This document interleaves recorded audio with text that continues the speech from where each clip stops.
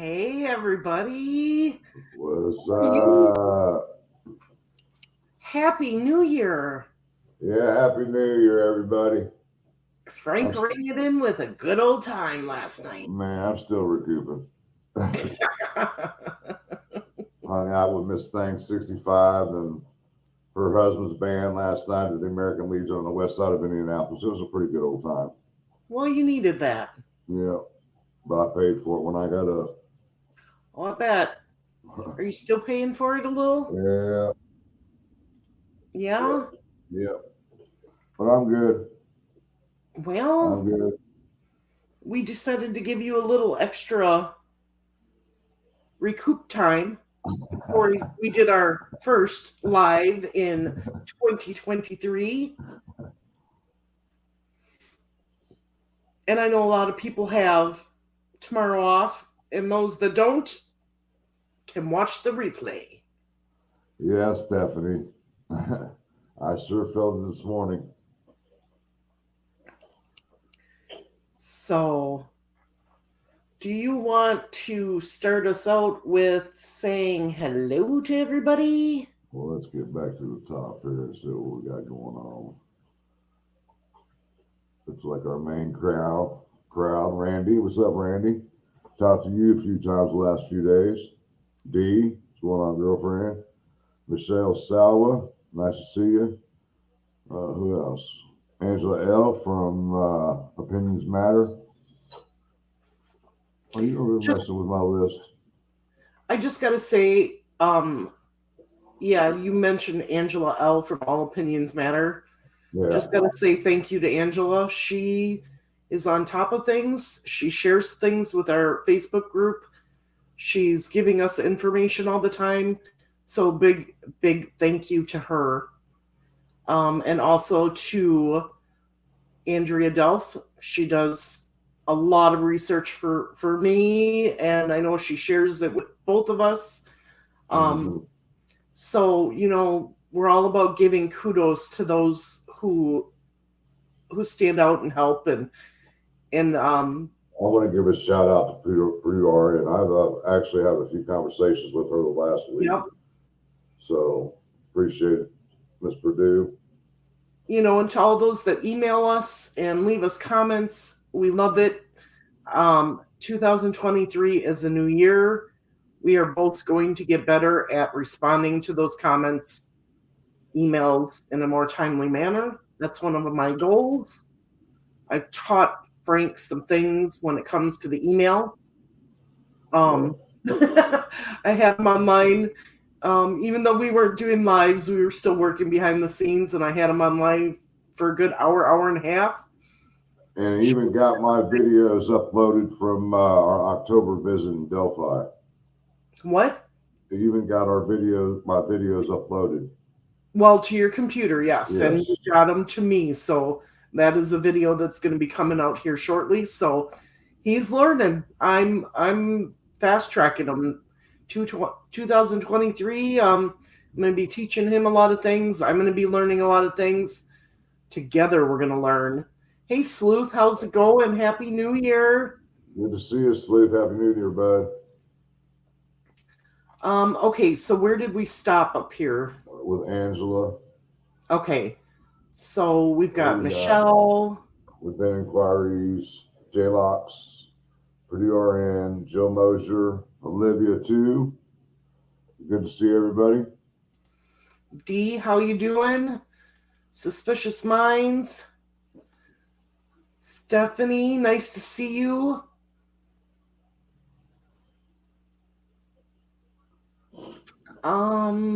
Mystery Christy, nice to see you. Thanks for joining us. Anybody I miss? Yep. J-Locks, yeah, I already got that one. Okay. Yeah, and Randy's been working behind the scenes also, guys. Yep. With Thomas Frost and another guy with a drone. They took video of the area that Marvin and I and a few other people, including Who's Your Cold Case, we marked off the crime scene with some orange paint, and they got it on video. And so now they went out and did another video, and we're waiting for that one to come out. So so J-Lock says, what a crazy week. Are we going to talk about the Idaho students? We are going to talk about so much stuff. It's going to be jam-packed. We're basically going to do a review of the year. yeah. Stuff that we've personally worked on, big stories. Did I just freeze? Yeah, you're frozen. You're right, Sleuth. Boots on the ground, buddy. Like I said, from when all this started with Keegan Klein and then the Richard Allen thing, I decided it was going to be boots on the ground from now on, so I can get accurate information instead of all this speculation and rumor stuff going around. Yeah, there's going to be a lot of boots on the ground. There's going to be a lot of different stories coming up. This is not going to be just a Delphi channel, even though Delphi is our baby. Yeah. So just want to say, Stories from the Stone, so nice for you to join us. Jumpin' Jack Flash, nice to see ya. So we decided we're going to do a review of 2022. Yeah. So a lot of cases that we looked at and brought up in different videos. Yeah, a lot, actually. Mm-hmm. You know, we may not have specifically concentrated a lot on that one specific case, but right. At least we were able to get to it. Our Friday Night Lives, actually. Right. We talked about different cases, and so yeah.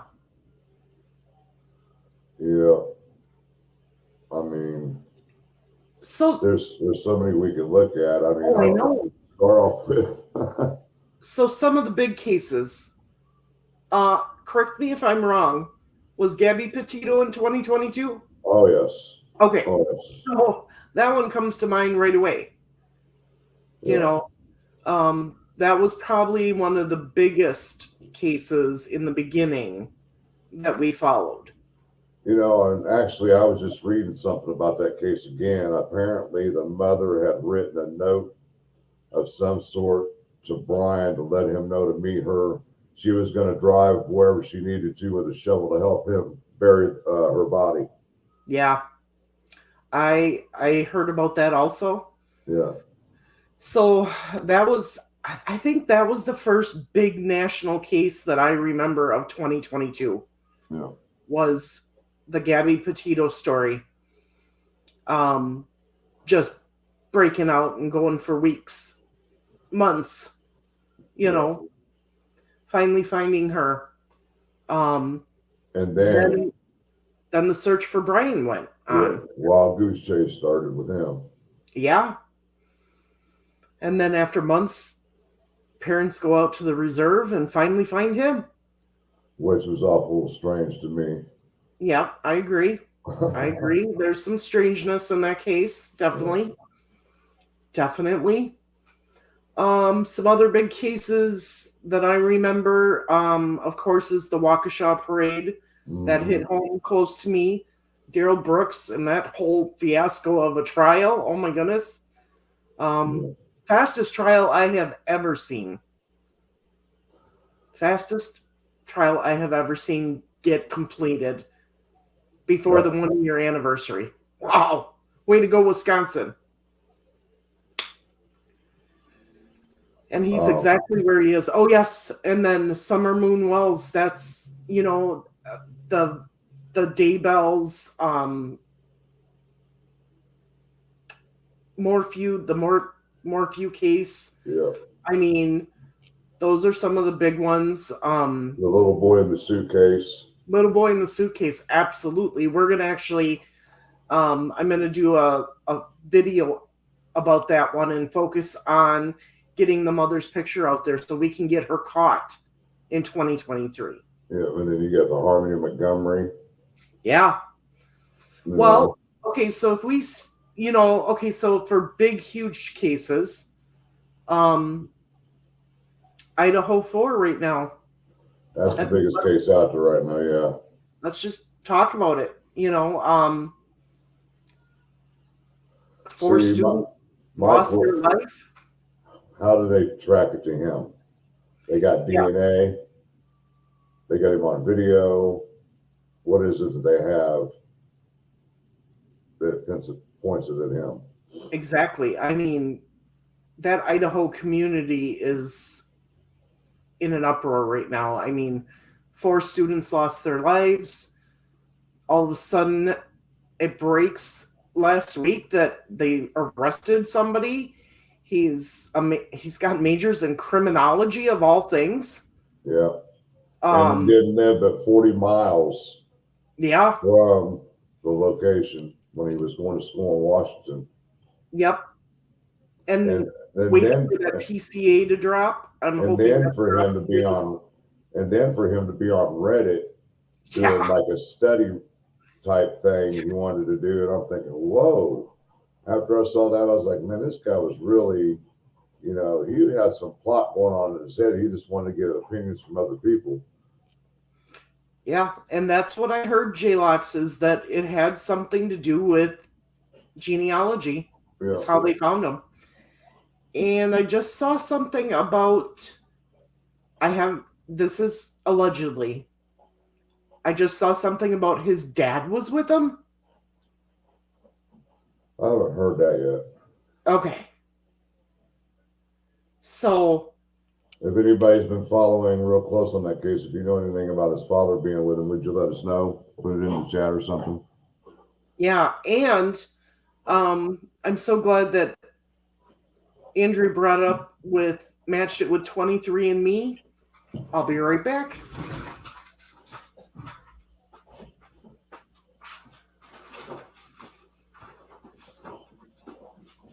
Yeah, I do recall them talking about he was stalking him for weeks. One of the things I got for Christmas, 23andMe, a DNA. Follow your ancestry. Yep. So, his sister is a psychologist. His dad drove him back to PA with him in the white Elantra, apparently. That must be what it is. Oh.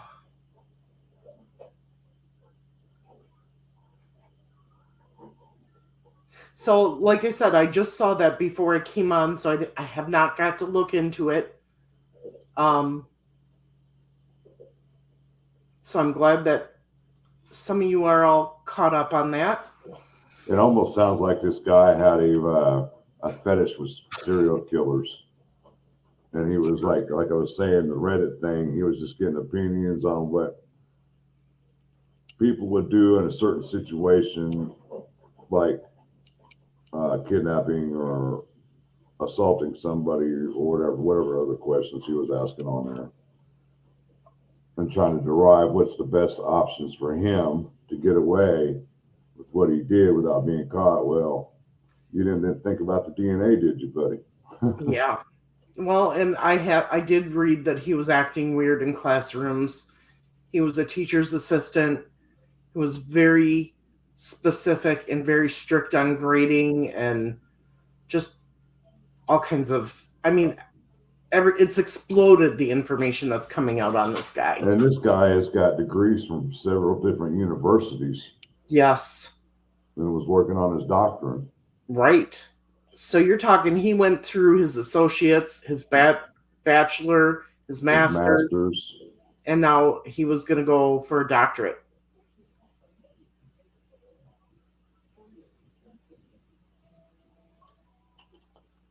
So that is a story we will continue to follow up on.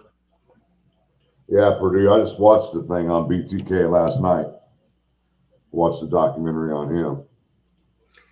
Did you notice, Frank, somebody did put up a picture of this suspect from the Idaho 4 murders and Ted Bundy, and they actually look similar? Well, they both, Ted Bundy he lived in Washington State and did a lot of his murders up there before he went down to Florida. Yeah. And when he got executed, he was to be cremated and his ashes were to be scattered in the state of Washington. Wow. Yeah. You're right, Randy. No one can commit a perfect crime.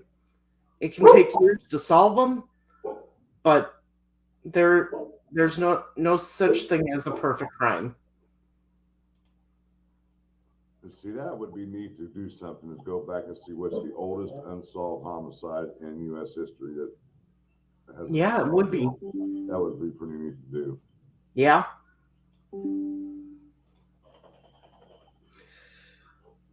So yeah, we're going to be following that story. We haven't reported on it because everybody is doing it.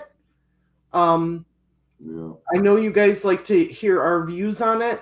We promise we will do a segment on them and get our views. But we've got a list of things that we're working on for you guys, so we've let everybody else cover that one right now. Right. And I mean, I just added 2 more cases to our load from some people. One of them I personally know who was murdered a few years back, and another gentleman that I was acquaintances with who was murdered mid 2000s. And I want to start looking into that case for both of those cases. So, and they're still both unsolved. So I'm just going to share my screen here with all of you before we deep dive into. Oh, Angela just mentioned the Karina McKirkland case. Oh yeah, we're going to talk about that one. Yep. Yeah. So in our email, what we've done is we've created folders. So these are all of the stories we've either covered or will be covering in 2023. So the reason we did this is because we've got so many people sending us cases to look into. See, this is a prime example why me and Marv are not doing a whole lot of lives at this point in time, because we've got so many of these cases that we're looking to. We just can't focus on one.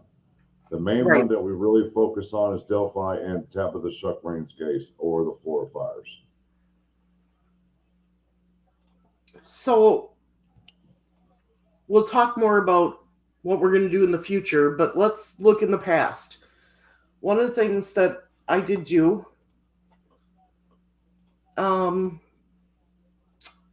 stopped sharing for some reason, is I just went back to our Facebook page. And I kept scrolling down, and we all know that I started this page in February. And then shortly thereafter, Frank joined us. And it was mostly about Delphi. In fact, all of it was Delphi in the beginning.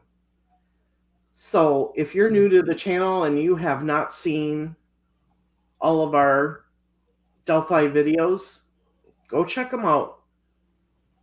There was some great stuff that we did with Steve from True Crime Web in the beginning. We worked with out of Utah, Chris. Yep. Monsters Under the Bed. We've worked with It's a Crime and Shame. We worked with Randy. We've been on Sleuth's channel. I mean, we've been all over. Yeah. One of the first missing cases that we did was Jamie Valdez. We had his sister on with us. Yes. He is still missing. Mm-hmm. And they're working hard on trying to figure that out. She's in our Facebook group, and she posts stuff on there, so we kind of keep an eye on what's going on with that case at this point in time. Yep. Lily Peters in Wisconsin. That's another case we're going to have to follow up on, because there will be a trial coming up, I'm assuming this year or next year, on that case.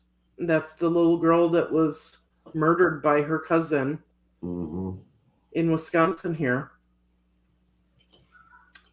And then we went back to Delphi. But then we met Jerry. Yeah, Jerry McClurkin. Yeah. And this started our quest for justice for Karina. Yeah. And, you know, we did a few lives about her. We talked. We actually had Jerry McCurkman, the grandmother, on our show at one point in time.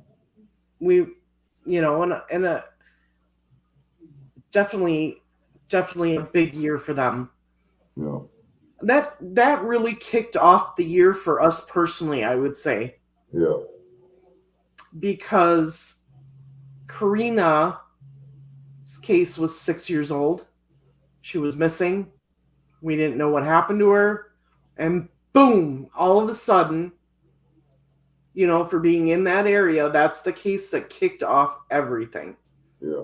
All of a sudden, Flint Farmer was arrested. Yeah.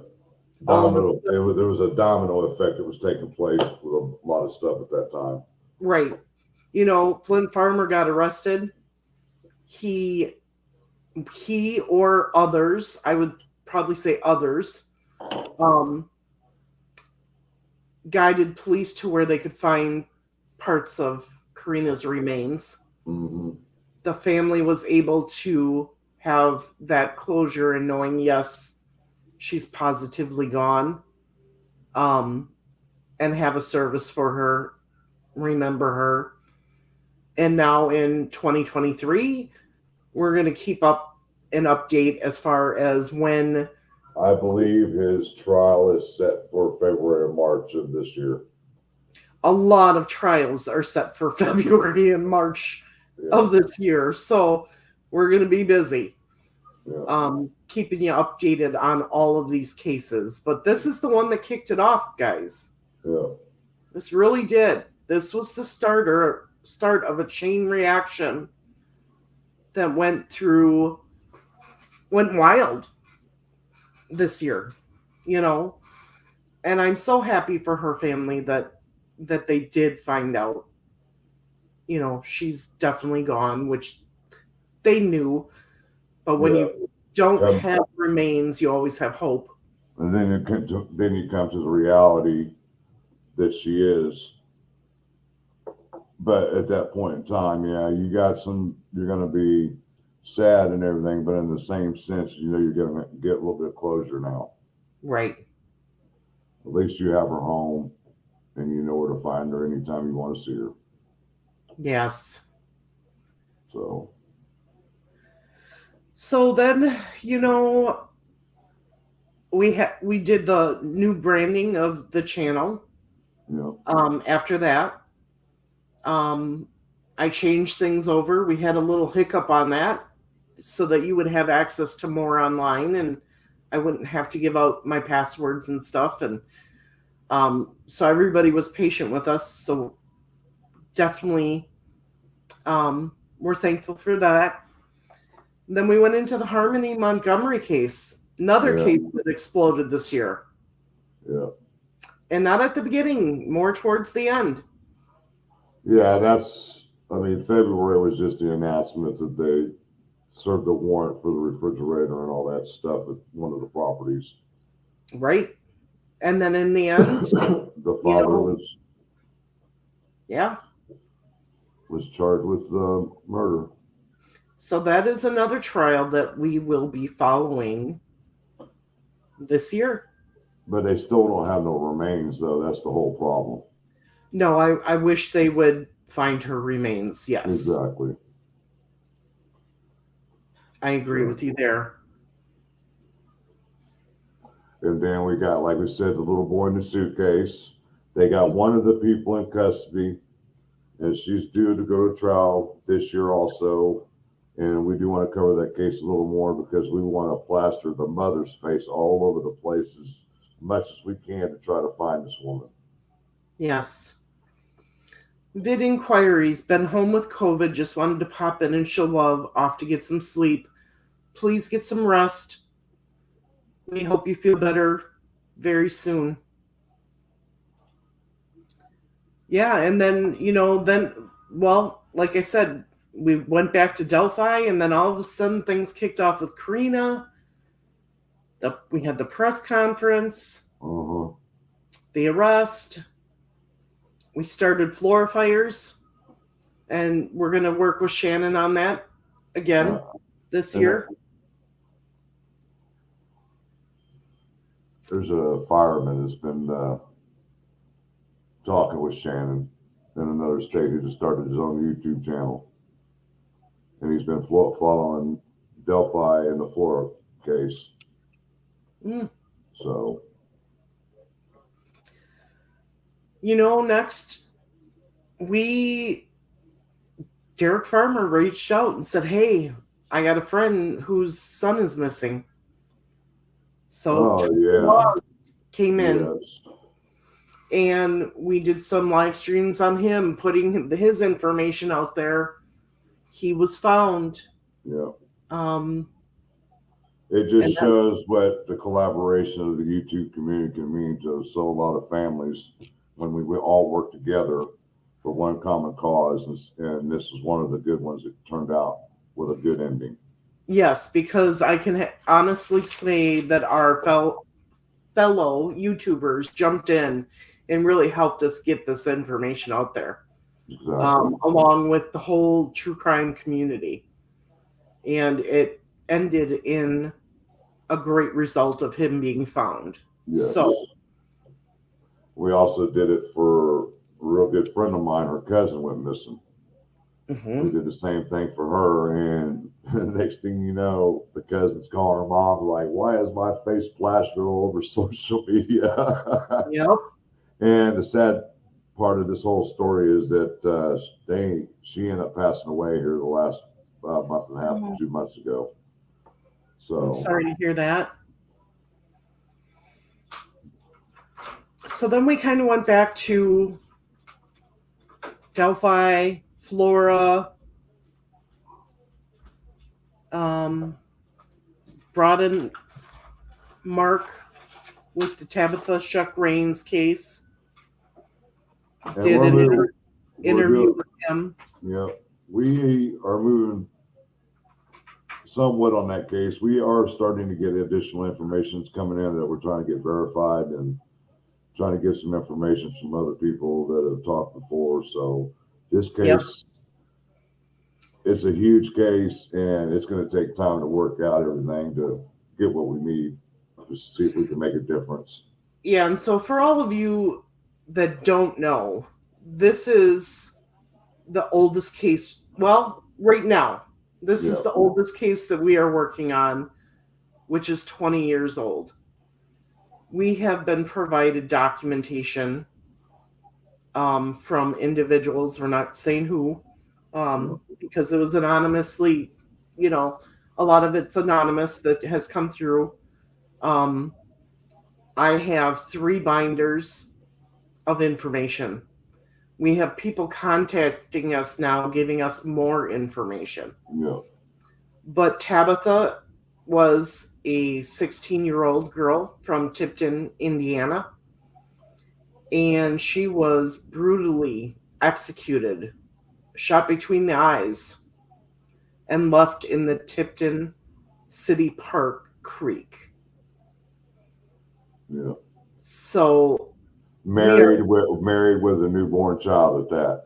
Yep, married at 16, 6-month-old baby. So we are really going to focus on that case in 2023. Yeah. So that's coming up here very shortly. I'm actually working on the first episode here, like I said, because I had to change some things. Right. The information that we found out. So and if we've got anybody in our chat that's familiar with the Tipton, Indiana area that knows anything about this case, please contact us immediately with what information. It doesn't matter. It's something that we can look over and we can get with the families and talk with them about it and see if it's something that we can actually look into and lead it. It's good to be followed. Yes. And we're actually going to reach out, and I'm reaching out, and they have a new sheriff. Yep. We're going to work with them. Mm-hmm. Try to. Exactly.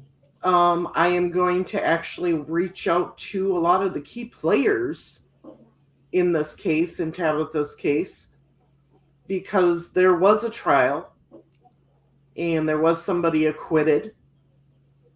There was another individual that received way, way less charges than what should have been. And then there's charges dropped on a third person. Now, the one where the deal was given, the gentleman took a lesser deal to have the murder charges dropped. Well, at the sentencing, the judge made a technicality at the sentencing, so basically he never served a day in prison or anything for the lesser charges that he pled out to. Right. So. And Tipton is a hotspot. I've uncovered another murder just looking into Tabitha's case. And we've been told of other murders that aren't being solved in that area. So this is going to hurt. We're going to focus on her case first. Then we're going to branch out to these other murderers, or these other murders that have not been solved.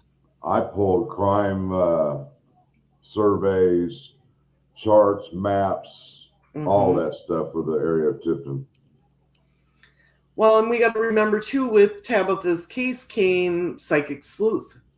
Yes. And I urge you to go back and watch this episode, special guest, the psychic sleuth, because when we brought her on, she didn't even know who she was doing a reading on. I never told her Tabitha's name. And after that episode, the family started validating things that she had said in her reading. Mm-hmm. It was amazing. I mean, there was things we could validate right there as we were doing it. But afterwards is when the family really started saying, yeah. And see, I'm not a one that really gets into the psychic kind of things, but some of the things that she was saying that we already knew, I was like, how does she know that if she hasn't talked to anybody about this case? Right. You know? Right. It opened his eye. It opened Frank's eyes up for sure when it comes to psychics. Yeah. So then we went on, and we had, remember Jason Jensen in the car? Mm-hmm. He was doing a stakeout and he was doing an interview with us. Yep. That was the first time that he was on our show. Mm-hmm. He's been on a couple more times since then. Yeah. We had the whole fake TK arrested. Oh yeah, that was a mess for every creator that day. Yep. Saturday, I remember that day, Saturday. Yeah. I swear we were online for a good 6 hours. Yeah. Wait for a late press conference that was supposed to happen. Then come to find out it was a hoax. Exactly. Then we had the 20-year memorial for Tabitha Shuck Rains in Tipton. And we did some live streaming on that. I was able to get in contact with one of my contacts to see if they would go and do a little story on it, and they did it for us. Yeah. To try to open some eyes and some more ears. Yep. Got the news there, and we're going to continue that fight. Then we had the story of Quentin Simon. Poor little baby. Oh, yeah. Poor little baby. You know, finally, after months, they flat out said the mother was the suspect, named her. I see this is one of them cases it really just gets deep down in my soul on how a mother can kill her child, dump him in a dumpster, and then go party like it was nothing the next few days or how many days before they actually arrested her for those 19 counts. Right. I mean, I can't fathom it. I mean, it almost reminds me of Casey Anthony to an extent. Yes. You know, Who also came back in the news this year. I started watching her documentary. I haven't watched it yet.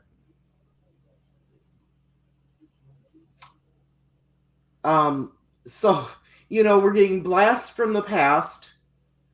We're getting all these new cases. This poor baby, Quentin, was finally found. Well, I should say parts of him were found in the landfill. Mm-hmm. The mother was arrested. Thank God. That's another trial that we'll be following up on this year. Purdue RN, yeah, I'm starting to realize that myself about Tipton. Really, I am. I mean, the judicial system is no different than what I see in Carroll County right now. A lot of similarities. Yeah, a lot. Rain's case. You know. Queen Elizabeth, yes, in the Quentin Simon case, the grandmother was arrested, but it didn't have anything to do with his murder. It was a family court matter. Right. So then, if we go down memory lane, Kristen Smart, 26 years later, finally got justice.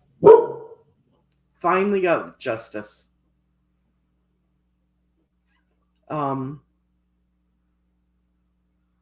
then we got little FedEx girl, Athena, yeah. But before that, that's when the whole boy in the suitcase started. Yeah. We now know that's Cairo. Yeah. So it kind of happened in a trickle effect. It was the little boy in the suitcase, then the whole Daryl Brooks trial happening and the verdict being reached. Then all of a sudden, an arrest in Delphi with Richard Allen. I mean, there's a lot of things that were happening at the same time. You got Karina McKirkland, you got the Delphi case, you got Quentin Simon, you got the little boy in the suitcase, you got Athena Stanton. All these arrests are happening simultaneously within a month of each other. You mean Harmony Montgomery? And Harmony Montgomery. Now you got the Idaho case. Yes. All within 1 year. So. And the Gabby Petito. Yeah.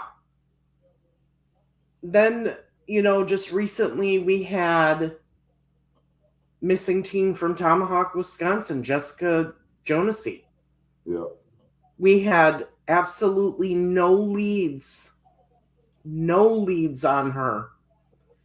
And that night she was found in South Dakota. Catfished, yes. I did get a little bit of an update on her. She's back home with her parents. She definitely was groomed. She is going through and getting the help that she needs right now. After the holidays and everything with the new year and stuff, I do plan on meeting up with her mom. Her mom was amazed that there was a true crime community that could put this information out on the internet as fast as we did. Yeah. Yet it spread to all corners of the world, of the United States.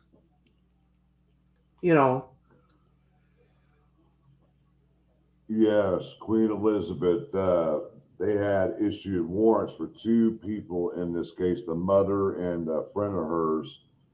And the friend has been arrested, and they have had set a trial, I believe it's for May of this year. But I'm looking to see it get continued because they can't find the mother yet. And that's one of the cases we were talking about earlier. We need to plaster the mother's face all over the place and reach out to every corner of the country to try to find this woman. I don't have the specifics as to how she was found. I do know for a fact that there was people from South Dakota plastering her picture everywhere. Because when I got online that night and I asked for help, you guys acted and it went everywhere, and we plastered it in every missing person group that we had access to. Yeah. So I do know that her picture was sent all around South Dakota. And if that's how they found her, I don't know.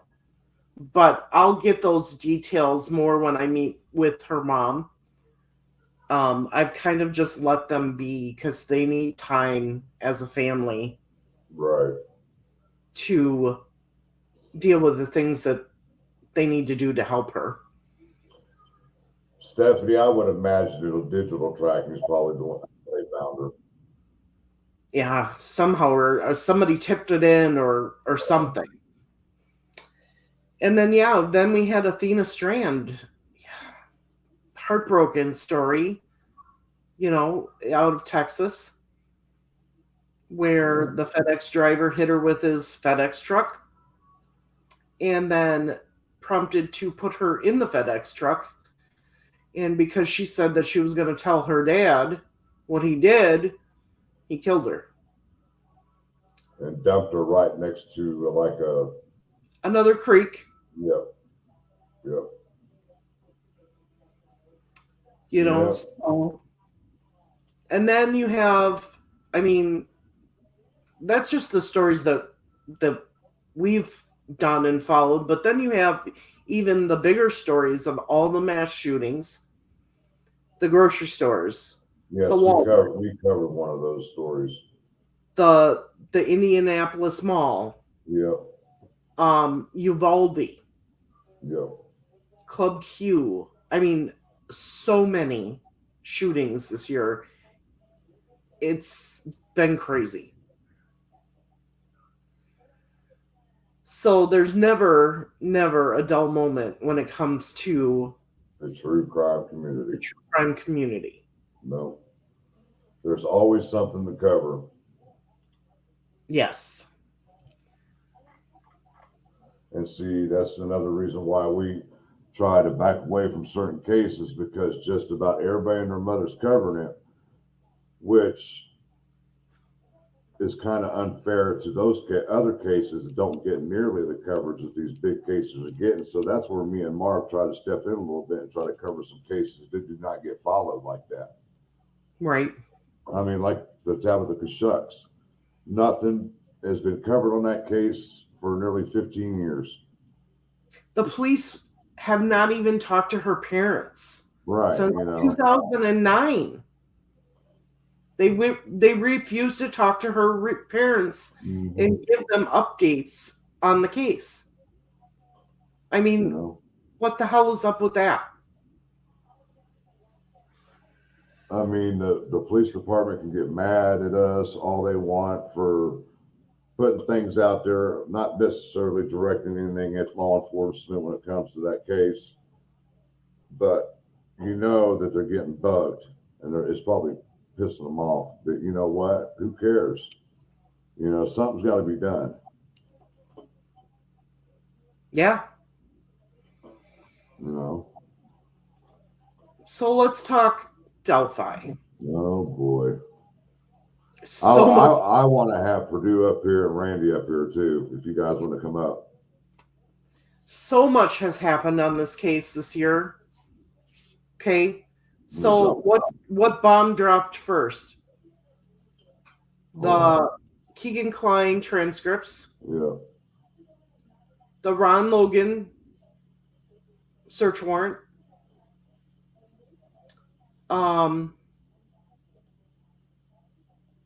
Then it was, what was the next one? The Wabash River search. Yep.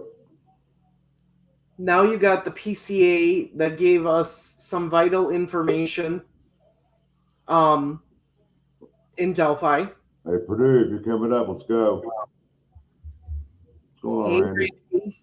Not much. Couldn't have a review of 2022 without you. You have been a major part of our channel. Oh, thanks. Thank you. So you have done a lot of things this weekend that are Oh, gonna. yeah. Well, and then I mean, before we even go there, you know, you got the Richard Allen arrest, the PCA coming out. All of a sudden, the Mhm. bridge is fixed. Well, most of it. Most of it, yeah. That's Man, just a thing in itself. That all of a sudden, It was, an arrest is well, made. it was and the like bridge gets fixed. crazy all that week. This whole thing during that whole week was so much crazy in that month of October. Yeah. And then you get Richard Allen being arrested. And then he's pleading to a court for a public defender. And then he gets 2 top priorities attorneys out of the state of Indiana. Yep. They get their wish for what was that? $1 million. Well, not only that, but the ex parte. The ex parte got approved. Then he got granted the motion for funding.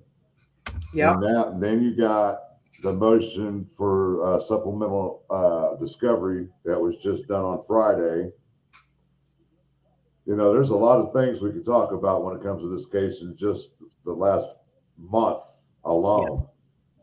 You know. Yes, Jumping Jack Flash. They are not going to do anything to the end of that bridge because everybody's got to be able to do whatever they need to do, whatever, you know, projects or bring experts and everything and look at that. Well, I also read that they also did that because they want people to stay off the private property on the south end of the bridge. Yeah. So, hey, Mr. Purdue, what's going on? Are you there, Purdue? I see you up there, but I don't hear you. You might want to back out and come back in. Yeah, well, there was a lady. There was a lady who came all the way from Louisville to come up and see the bridge, and she went to school there in Delphi years ago. Purdue's on mute. Yeah, me and Purdue had some good discussions a couple times last week, and we see eye to eye on a few things in which I wish other people would see what we see. Well, I've discussed it with Randy. I've discussed it with Marv, you know. Well, you know, the first thing that blew up was the whole Ron Logan. Yeah. You know. Yeah. That was big. Yeah. We got coordinates off that. We've got some details off of that. Yeah. Missing items at the scene. Yeah. You know, and then with this PCA with Richard Allen, you know, that dropped more bombs. But you still can't rule out the Ron Logan thing, even though I don't think he killed him or had anything to do with killing him. Well, today, me, Thomas, and the archives were talking about that. Hey, Purdue, you might want to back out, come back in. For some reason, you're muted. And we were talking about the location There between where you guys painted the 2 trees down there. Yep. Spot. It's amazing how we did that, and now the people that you were with this weekend, plus there was another person that said, hey, who painted the trees with the orange dots and what do they mean? Right. So we got to get those videos out and show what we did, which that'll be happening. I have tomorrow off, so I'm going to be working on those. Oh, okay, cool. Because, I was telling Thomas, he didn't know where the orange marks were. They knew they were down there. And I told him, you guys painted the trees so the people would know exactly where the girls were at. And allegedly Ron Logan's phone GPS coordinates, we marked that area off too. And that's the discussion that me and Purdue RN had been having the last week. And me and her come to the consensus that we honestly believe that Ron Logan's tied in somehow, if it's not we don't believe it's directly, but indirectly. If he was the one who found the bodies or whatever, it can explain why his GPS coordinate was not even 5 feet away from where the girls' bodies were found. Well, the problem we were thinking, what we did today, we talked about, since nobody couldn't find those girls earlier that day on the 13th, and knowing that the coordinates were Ron Logan standing at, and we have a theory because one, everybody was down there looking for those girls, and they say nobody knew where they were, and they couldn't see the girls across the creek, right, until next day. We were thinking, as this is only a theory, but that night Ron Logan was down there, moved the girls closer to the creek so they could have been found. And Indy Archive said, well, that could be because he wanted the girls off his property, get everybody to leave his land. I mean, there's just so many open-end questions when it comes to Ron Logan and that search warrant. I mean, think about it. Like me and Purdue RN talked about this a few days ago. Why did they wait nearly 6 weeks to search Ron Logan's property after the murders? Exactly. And the girls were found. Mm-hmm. Like I said, guys, we're not saying Ron Logan's BG or that he's the actual killer, but you cannot exclude evidence that was put out by the FBI until it is proven to why his phone GPS was at that location at that time. I'm going to be right back. You two chat. I have to use the ladies' room. Okay. Especially Hey, Purdue, can you hear us? Speak up. Yeah, you might have to back out and come back in. Some reason your mic's not working. Especially he was at 2 locations, and that's why I was telling Thomas and Indy Archives that he was in 2 different locations that day, and you did the GPS, the first one, and then I've got second, that recorded too. Yep, and you did all this during the walk that day. So, and now one thing that I did find is that when you're in the Freedom Bridge area, you get great reception in that area. Okay. Yeah. We were able to use the phone for the GPS coordinate for the 209 call, and it led us to the vicinity of the CPS building. She still got her mic off. I don't know what's going on. Here. Hold on. And then when we tried to do the same thing at the crime scene, we realized that we couldn't get a signal with our phones out there. So Hoosier Cold Case had a digital compass with a GPS locator on it, in which you don't have to have a signal. And that's how we located the site where the girls were found, with the coordinates that was given to us on the search warrant. And that's how we located the location of where Ron Logan's phone GPS coordinates were, and it was within 5 feet of the girls. So, I mean, once again, I think they're trying to keep the Ron Logan thing on the down low until they get into court. That's just my opinion right at this point in time. Yeah. And then we'll find out more about the PCA on the bond hearing, which I'll be attending that also. Thomas is telling me about the 13th of this month. Is that still going on for the 13th? That's for the change of venue and the temp gag order. I believe that's for this month. Because Thomas was going to go there. But I believe they're doing that ex parte. Okay. Because I haven't seen any court dates that was set for anything. They don't even have a trial date set for Richard Allen. So, I mean, go ahead. We were talking about that too at Brick and Mortar about the trial date, since it's not going to be in March. We just have to wait till whenever. I'm going to give my honest opinion about this whole situation with this motion that was filed on Friday. Once I seen that, and I started thinking about Nick McClelland, and then I started thinking about the O.J. Simpson trial. I said, Nick McClelland made a boo-boo during the PCA hearing by saying that we believe there's others involved. And it's like he's slow motioning everything right now and not wanting to give up information to the defense.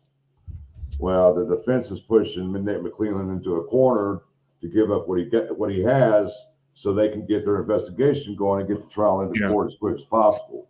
Because you got to think it like this. O.J. Simpson was arrested June 24th of 1994 and charged. Mm-hmm. He was in trial 5 months later.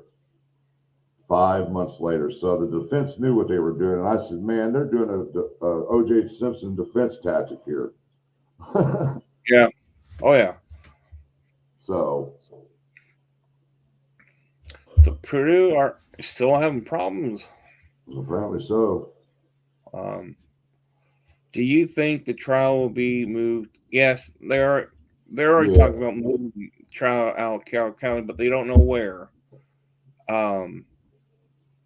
Some are hoping it's down southern Indiana or northern Indiana somewhere. So they don't know which way they want to go with it. Lollipop. We've addressed this situation when it comes to cell towers. The way they did it with Ron Logan's was with satellites, not cell tower. They used a series of cell towers to triangulate all that information.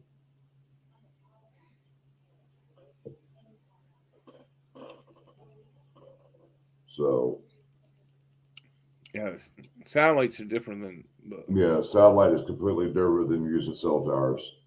Yeah. Satellite, you can get up to accuracy up to 4 feet. Since there was no leaves on the trees, and they can be able to. Yeah, the signal that wouldn't be bouncing off anything. Yeah. So.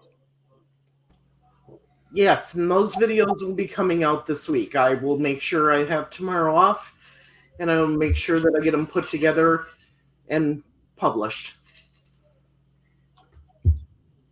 And that's why I was saying we used a digital compass when we located the coordinates for the girls' bodies in Ron Logan's phone. We used a digital compass with a GPS locator on it.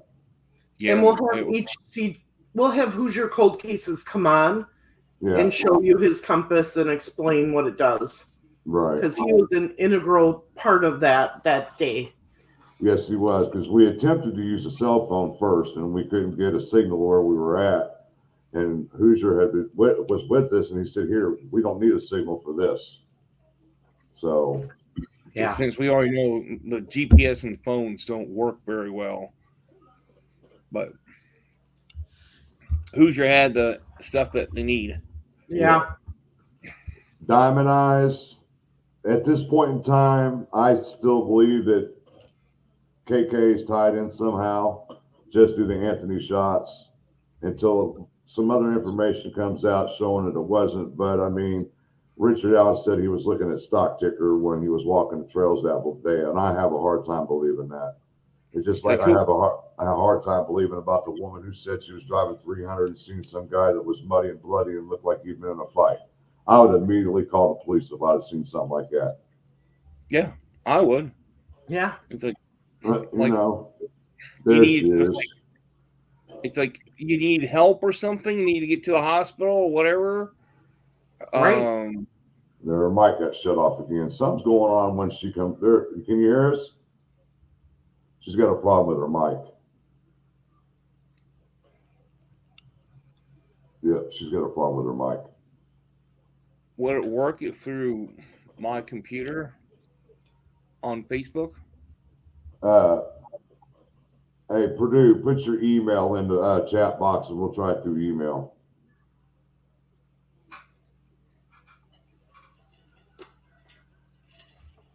You can put it in the private chat. Yeah, we'll put it in the private chat. Yeah, like I said, I don't believe that story whatsoever when it comes to this lady. Well, that's what we talked about. It's like you have 5 other people sitting in the car right there at the mirror's locked. Why all this is taking place, and they didn't see him, but you did.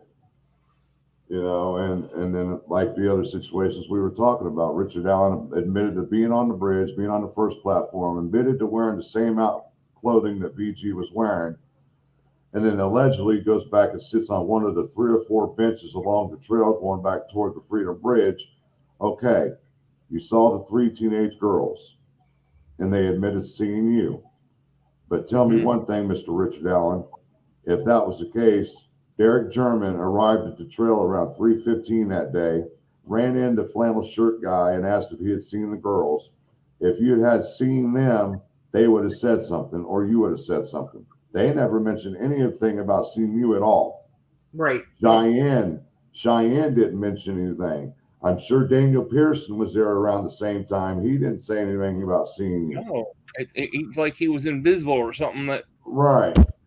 Incognito. But the only thing that I have a hiccup about, I mean, when we seen him that day at the press or the hearing, Randy, yeah, he kind of resembled the features, but the height is the only problem that I'm hung up on, because he looks much taller in the photos than he is in person. Well, yeah, it's like, well, Steve, who lives down in Indianapolis, and he said he wanted to get kind of like the people like different sizes of height, and compare to the closest to the photo of the bridge guy on that bridge. I know Anthony Greeno came his height. Yeah. And just wanted to compare to our other people's height. Mm-hmm. And then again, then you've got some of the witnesses saying something about a man in black. Never heard anything from Richard Allen saying that in any statement that he has made to the law enforcement when it comes to the PCA. Right. Yeah. Right. The height of the boots, though, the heels of the boots will make a different height. Well, yeah, we know that. And that's what Jay Lowe. I mean, what are they saying? He's between 5'5", 5'6", somewhere in there. Yeah, something like that. How many men do you see wearing 4-inch heels? All right, what's going on here? How many men do you see wearing 4-inch heels? All right, what's going on here? How many men do you see wearing 4-inch heels? Remove it. No, she's there. She just has to turn off her. That's right. She has to mute. That's her real name. She's there. She has to mute. Hey, Purdue, you got to cut off your other one through Purdue RN. Can you hear me? Yeah, I can hear you now. All right. But you still have your Purdue RN account open to YouTube. Oh. You got to shut it off. Do you have the video going on YouTube? Because otherwise we get an echo. Yeah. Got it. Okay. Because otherwise we get an echo.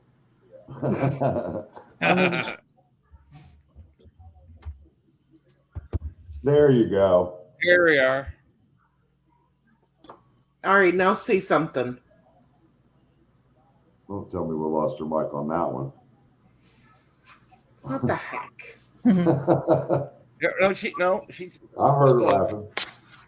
Yeah, he spoke. Okay. You do, Purdue? Can you hear me? Now we can. There you are. Oh yeah. Yeah, I'll turn it up. Did the echo go away? Yes, ma'am. You did. Perfect. Okay. Happy New Year. Happy New Year. I had to reset my phone and then go through a different browser on the computer. So Okay. I've got it figured out. So we had some discussions this week.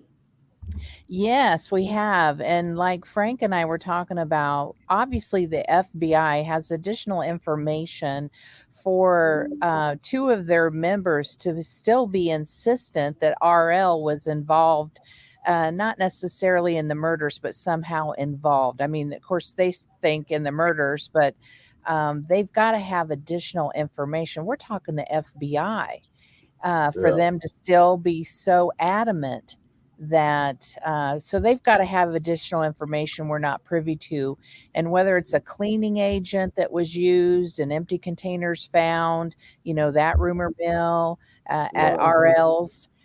There's got to be something though that they know in addition that hasn't been released, that somehow there's some involvement or awareness at some point in time that the murders had occurred, and which explains the false alibi at that particular time before the bodies were discovered. And that could be one of the many tentacles that obviously, That Carter had been mentioning. yes. But what was I getting ready to say? If you go to this motion that was filed the other day, there was specific information that was put in there that the defense wants immediately. They want files on Tobe Lesenby, Liggett, and a few other people. And I'm like, whoa, what is going on here? Why they want their files for? So, Yes. And like you said, there's some other involvement somewhere that we're not privy to, and they're trying to keep it hush hush. That's what it seems like to me. Well, and remember from early on, they talked about potential LE involvement or knowledge. And now we find out this conservation officer knew from the get-go. Yeah. And how many times did he go back to the people in charge and said, hey, did you look at this guy? He was dressed like the bridge guy. He admits he was there during the time of the murders on the bridge. Witnesses saw him. I mean, how many times did that law enforcement person escalate the information that he had personally obtained, wondering what is going on here? Right. And who reviewed it from the onset and just set it aside and said, oh, no, this is nothing we're looking for? Exactly. Who was that? Why didn't he just take Richard to the police station if he was only a block away from the police station? Why didn't he just take him to the police station? Yeah, exactly. Great point, Randy. And he should have. The answer is immediately he should have. And technically, I'm told, and Randy, you may know the answer, you and Frank and Marv on this, I'm told that the conservation officer actually has more education and training than average LE, that they have access to more education and training on, here again, their job. And so there's no excuse. There's no excuse. Well, yeah, conservation officers is considered a federal officer, not like your local sheriff or your city PDs and things like that. So they're trained federally. So yeah, and of course they file things differently than what local police does. But exactly, they have a completely different way of doing things. But that's still no excuse, like you said. That's no excuse. I mean, a major murder that is world known, that has happened in the city that you're doing government work for, and this gentleman approaches you. Why didn't you follow up? Exactly. You don't just have that knowledge and sit on it, especially when law enforcement and the state police are going on national media saying, we want to talk to this person on the bridge. We need to talk to this person. You know who he was. Richard Allen knew who he was. Did either one of them come forward and say, hey, that was me on the bridge? Or did the conservation officer say, hey, I talked to the guy that was on the bridge? Well, It said he was there. The question is, how come the FBI didn't bring this up back then? Yeah, exactly. Yes. Who knew? The question is, who knew within the FBI? Was it that same person that had a background with the Michigan case? Who knew within the FBI and read that report, supposedly that was, or notes that were from the conservation officer. Yeah. So, I think what happened in that situation is just me looking outside the box. Is they got so focused on Ron Logan that it just basically left their brain about Richard Allen. yes. Yeah. I can see that happening, And that's why but it shouldn't happen. That's why Well- it carried so long on this case, because of they messed up the beginning. Yes. You Well, and even though the FBI was focused on RL, in my opinion, that does not excuse the conservation officer for not escalating it back up the pole. Right, exactly. Right. Just like I was saying, it's no excuse. You should have been following up with it. If you didn't hear anything through the media or anything like that, you should have been saying something. Absolutely.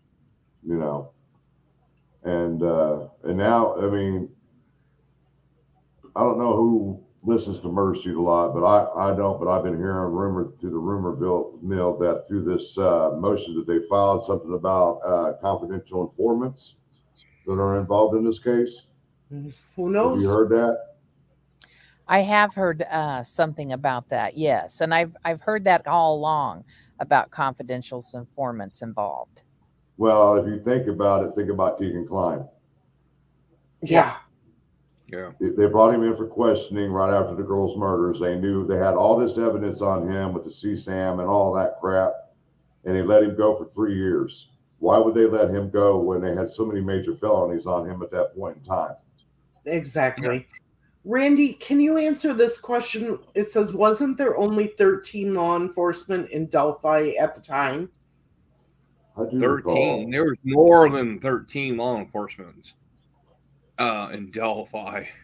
There was plenty of law enforcement. Okay. But today, what kind of like, all right, so if today we test something out, if you call law enforcement, you wouldn't get nobody. And they send you to a voicemail, not a person to talk to. Oh yeah, I experienced that with Tough Pleasantby myself, trying to get a hold of the Florida Fire 911 tapes, and you had to leave a message. It was a lady's voice on the voicemail, and then I think like 3 or 4 days later, it was actually Tough Pleasantby that called me back. He said everything goes through me, all the messages go through me, so that's why it's taking me so long to get back to you. Was the question, Randy, at the time of the murders, how many employees were there within law enforcement in Delphi? Maybe that's the question, not how many end up coming to investigate, Right. the Oh, surrounding. Okay, well, they have at least, I heard it was 12 or something like that. well, police department, you've got 12 with the police department, and then of course the county sheriff, you got more than them. Maybe 13 of them or 14, something like that in the county. Okay. And then Jumping Jack Flash says, are there conservation officers on the trails? No. If RI hikes there all the time, did they know each other, buddies? No. I mean, just in the times that we've all been there, we have not seen one conservation officer out there. No. They just do the creek and that's it. They don't come out and search or anything like that. Like the state parks, you got all those state parks. So when you said they do the creek, Randy, are you talking about checking for fishing license, or what do you mean? Yeah. Well, People who checking fishing license, but they're hardly not even out there checking fishing license. Anybody can be fishing out there with no fishing license on that creek. So Lollipop, when this was a couple days afterwards that he talked to this I believe it was on it was either the 15th or the 17th of February. He wouldn't have been covered in blood at that time because it was well after the murder. Yeah. And there's another thing that me and Purdue had a discussion about is a lot. I'm starting to lean toward that there's going to be charges filed against amongst other people for false informing, false reporting, and all that kind of crap. Agreed. So, And the question is, how did Richard Allen know this conservation officer to even contact him? Anybody else would dial the police station. I think conservation. I think he called the confirmation. I think he called him. Well, where did he get his number? You can look him up. If he has access to his cell phone, since he's looking at his darn stocks out there today. But which I don't believe that shit whatsoever. Sorry, guys.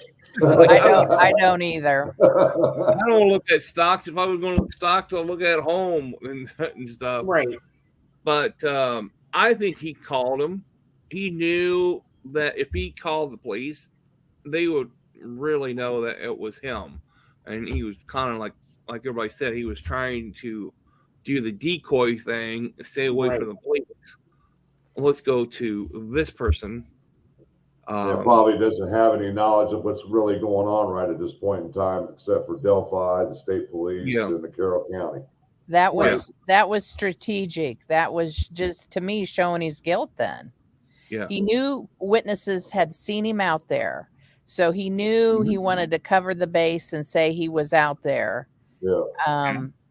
But for the average person, I wouldn't know to try to find a conservation officer to tell that to.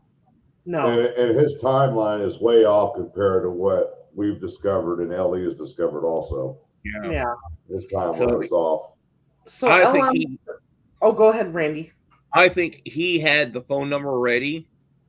Whatever he did, I think he had the phone number ready to call that confirmation officer after the murders. And that way he could say, I talked to somebody. Unless he had visited that grocery store enough prior to the crime to realize that they might have had like a substation or something in there for conservation officers, and he knew he'd be there. Yeah. And he went there to see if he was there and ran into him. I don't know. LM says, did the other witnesses on the trail that day get interviewed by LE more than once? It's hard to believe they didn't double back on all the witnesses that day. I'm sure they talked to him multiple times. Oh, yeah. Well, we know they talked to Cheyenne a lot of time. Especially when they did the new direction thing. Yeah. Yeah. Back in April of 2019. So, yeah, I would imagine everybody's also, they went back. Go ahead. They went back all through the videos. They did the interview, so they probably picked out the certain ones that we need to bring them back in. Well, let's get Purdue's perspective on this. All right. Well, I think, yes, they did go back of the interview papers that they had and the videos that they had, the people they knew of. But I think this RA didn't get logged in officially. And when Carter recognized at the final press conference and mentioned a woman's name and her attention to detail, I was wondering if it was her, the one that found this supposed interview sheet that was filled out on RA. Yeah. They're not filed properly. Yeah. Right. I wondered if it was her that found it. But I think with the tentacles and the fact that we think anyway that Kagan Googled the marathon station, there probably was some type of tracker phone linked to the girls that was handed off to RA. And that's what he was looking down at when he was there. And in such a hurry with the mission, he knew the girls were going to be there because Kagan had set it all up.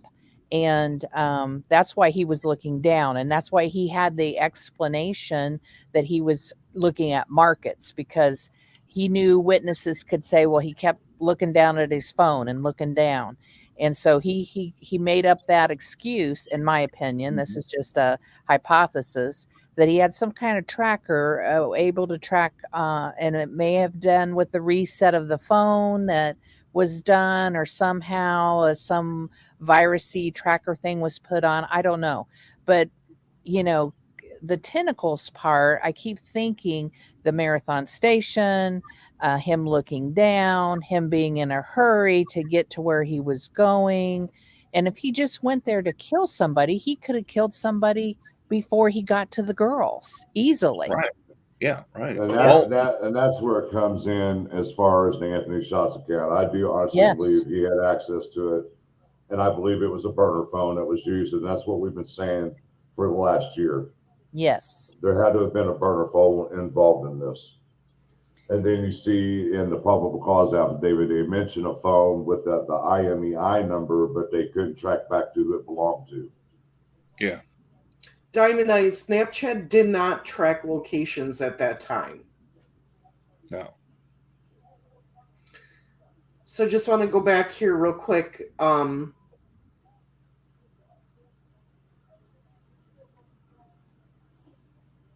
Oh, I can't wait to go to the bond hearing. Was R.A. unemployed at the time? No. Wasn't he working at the CVS? He didn't start work. I thought it was 2018 when he started working there. Well, he moved in 2006 to work there in the CVS. He was doing the phone stuff when he was working at CVS. He was earning his learning to be the farmer's tech. Okay. And he got, in 2018, became the farmer's tech. So between 2006 and up to 2017, he was learning.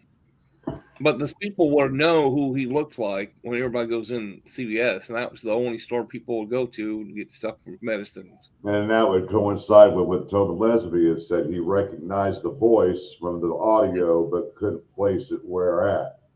Exactly. And Randy, you've probably been in that CVS, haven't you? No. Oh, really? See, I've been in that CVS. We stopped there. We stopped there on the way to Reynolds to take care of my mother-in-law and pick up supplies there. Now, I can say I never saw him there because we usually stop on the weekends. And like I said, I run in there just to get supplies for her on the way. But yeah, it's so freaky to think that people interacted with him, heard his voice, saw him on sometimes a weekly, if not daily basis. Yeah, especially if they had the poster in the CVS store. Yes. Yeah, but at that time he had changed his appearance and did not look like. And that's where the second sketch comes in of the young BG. Mm-hmm. That was their taking him, changing his appearance to make himself look younger.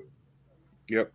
And Jumpin' Jack Flash, you are right. This thing is complicated, and we know there's already been so many arrests made with the CSAM in Indiana because Carter has said that and acknowledged that. And that has all stemmed from this Anthony Shots account, and that's one of the many tentacles. It is very complex. Yeah. So Plus, he used his own fake names on the internet. Yeah. Yes. On different accounts. That is so weird also is that, Tony Klein his nephew has a daughter by the name of Emily Ann, right? Well, Richard Allen has a niece by the name of Emily Ann. Oh, wow. Yeah. Well, and weird. I think the connection that supposedly RA was into photography. He might have had a little dark room set up at one point. He had cameras. And then we know that Kagan had a photography business. Obviously he was in the business of obtaining and selling CSAM, and which would bring in the video and DH in Vegas. DH would be brought into that conversation then. Exactly. Well, and then that's why they're thinking that. I mean, they flat out said it in the Ron Logan Yes, that they thought pictures and video were taken. But see, exactly. my question is why would they think that? Because they hadn't said anything about the Ron Logan situation or those things until the first time they brought Keegan Klein in a week after the girls were found. They didn't bring that up until afterwards. I think because of the way the girls were found and the staging, they think somebody did this to document it too. The Yeah. bizarreness of it, and that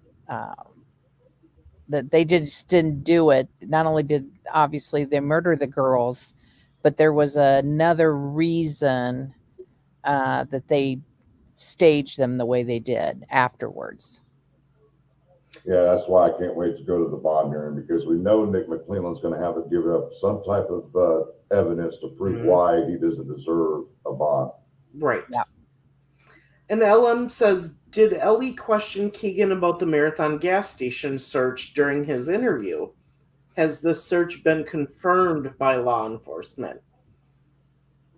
Oh, well, it Nothing's wasn't. been confirmed by law enforcement. No. And see, that's another thing that's brought to my attention about this whole situation with the conservation officer. If he's a federal employee, if you're saying that he had a lack of judgment and not and follow up on what was reported to him, I mean, it's no different than allegedly the FBI lost the drive for the video at the Marathon station.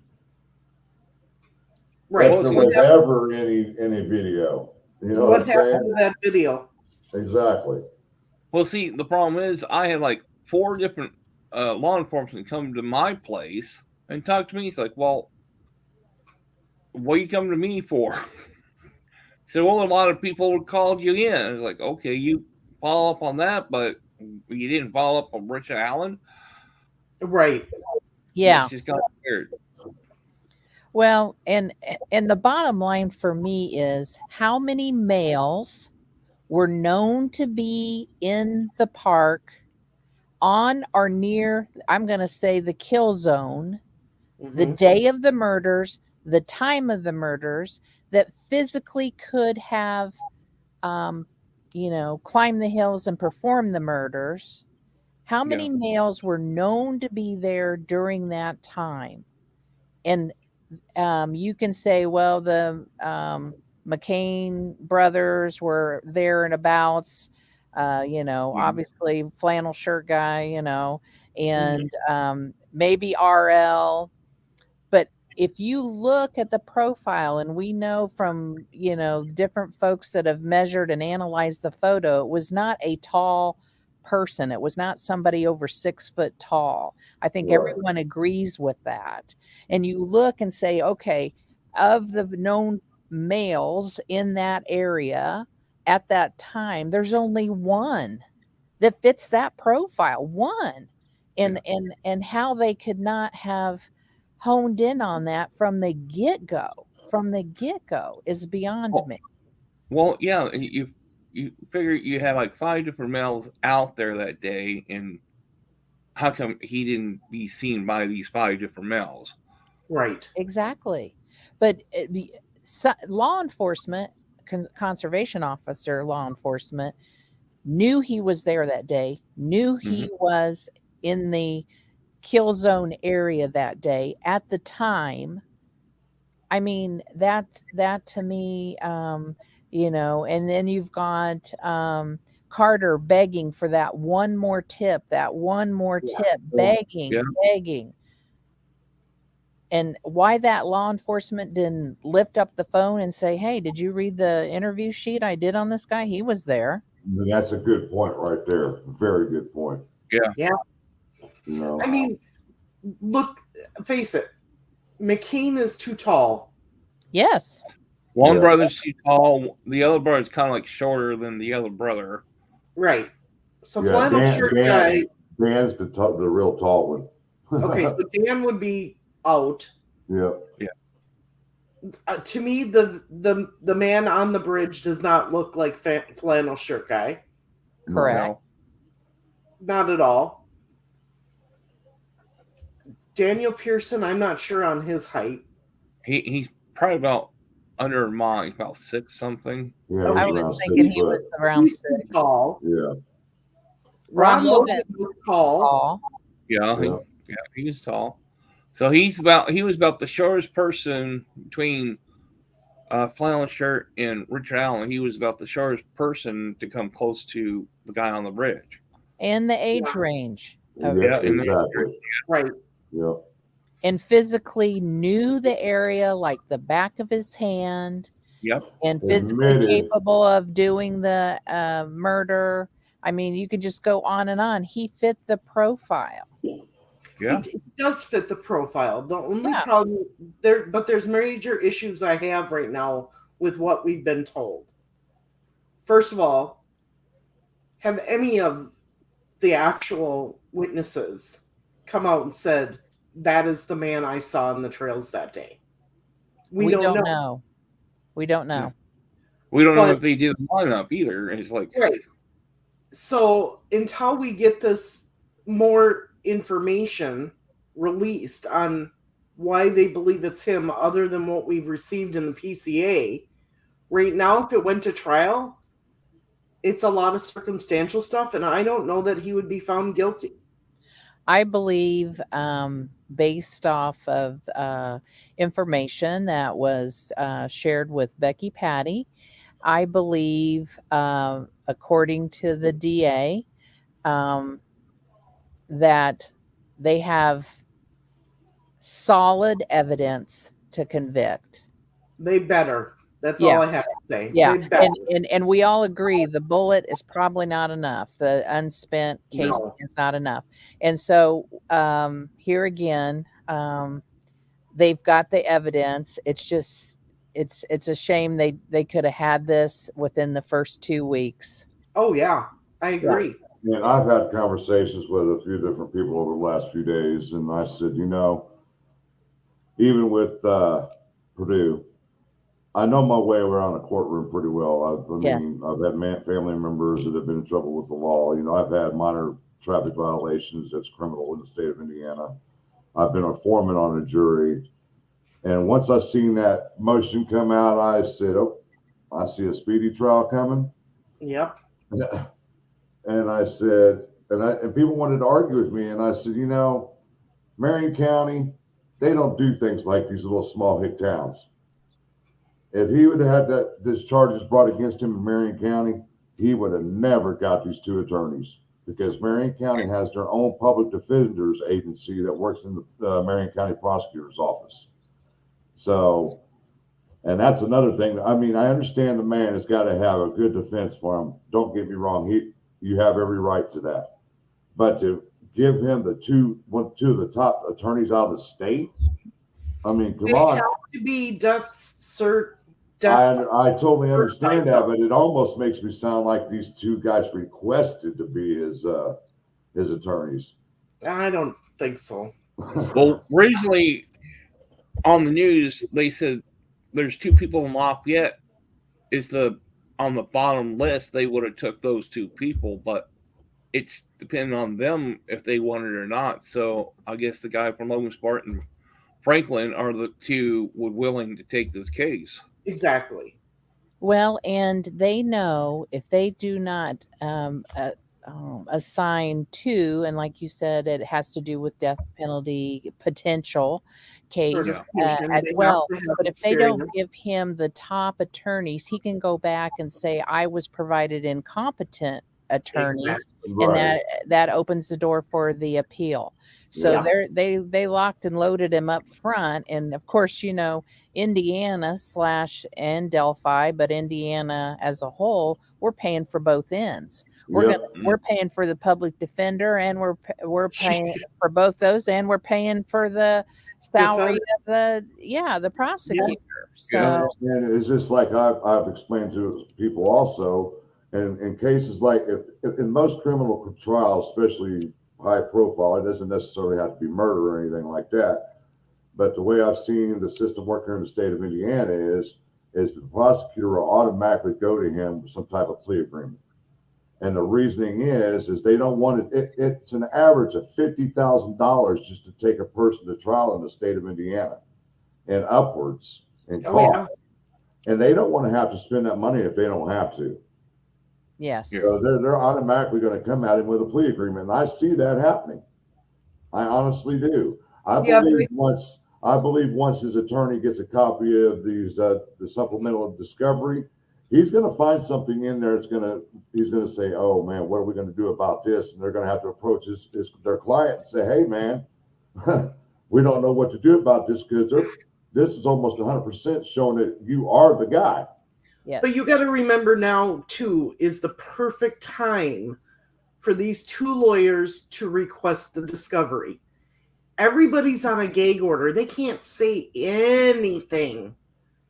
So now is the time for them to request the discovery to see exactly what the prosecutor has so that they can look over everything with a fine-tooth comb.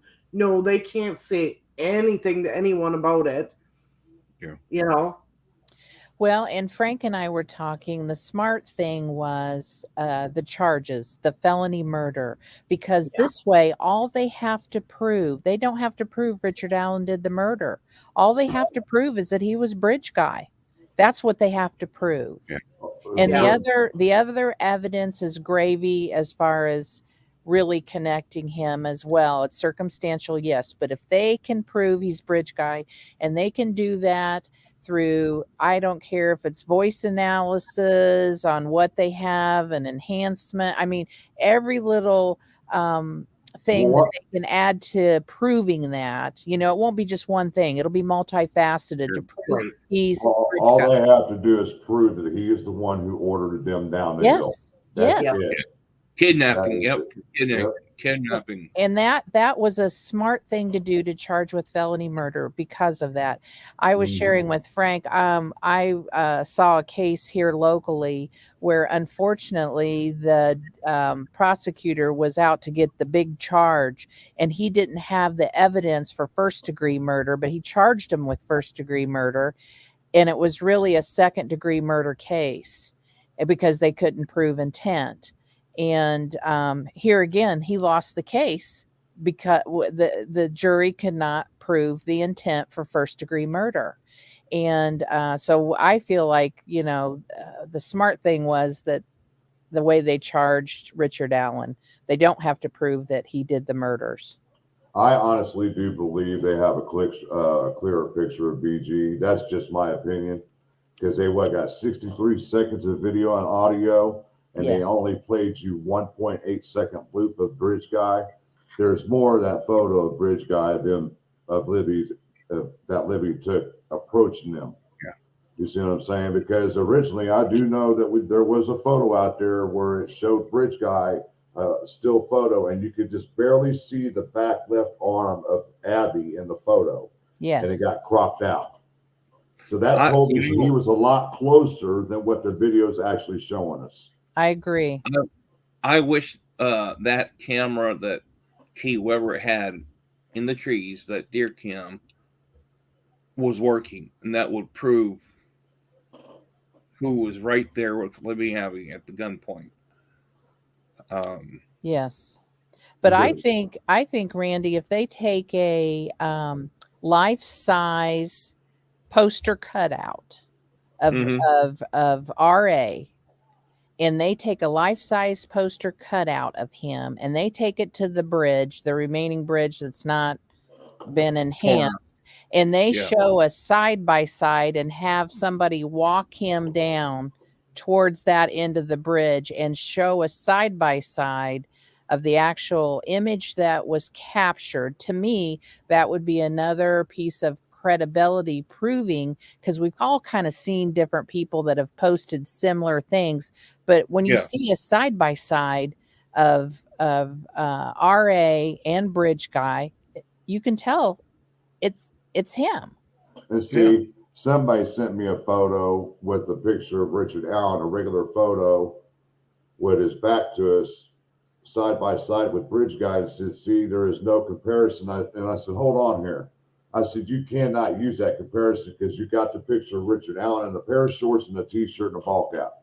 Yep. I said, put Yeah, some I've jeans seen that on video. him, with a couple layers of coats on him, a pair of boots, and tell me to come back at me when you do that for me. Okay? Exactly.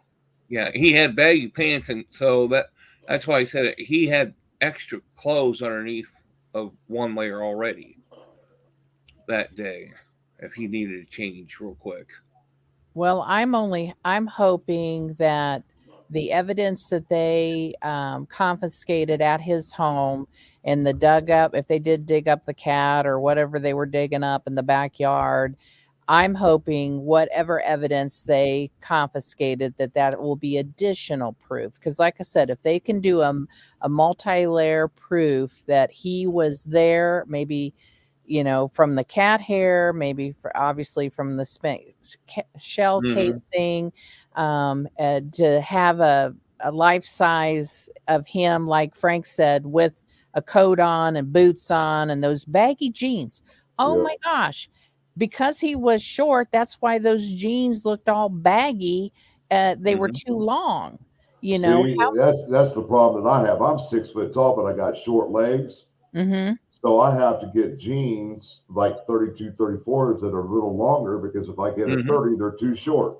Yes. 30 in length. Yes. Well, in order those type of bag pants he was wearing could have been his wife's pants, jeans. He might have been wearing. I saw a picture of him, Randy, before the murders, and his pants were bagging in the same place. Same place. Yes. And I think because he was short in stature, he could not get jeans the proper length. Right. That probably 30s were too long for him. He probably was 28 length. And that's why they're all bagged up down there. I mean, if you just look at here again, just dissect every little thing. And Frank's good about this, seeing things that other people don't see right away, analyzing, things. RA is bridge guy. RA is bridge guy. It's just like the photo that us four have. You know what I'm talking about? Yes. Me and you had a long discussion on one of the photos, and I was real questionable about it when I looked at it, and I said, hold on here.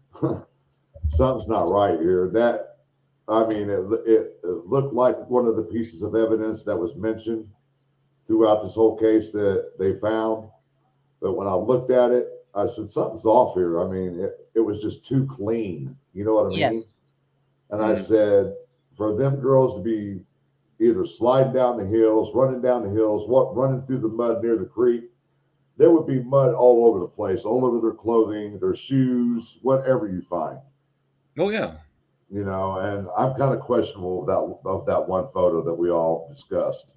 Agree. And Frank, it was your eye right away that noticed the abnormality, saying this is probably not the real deal. Yeah, I questioned it real quick.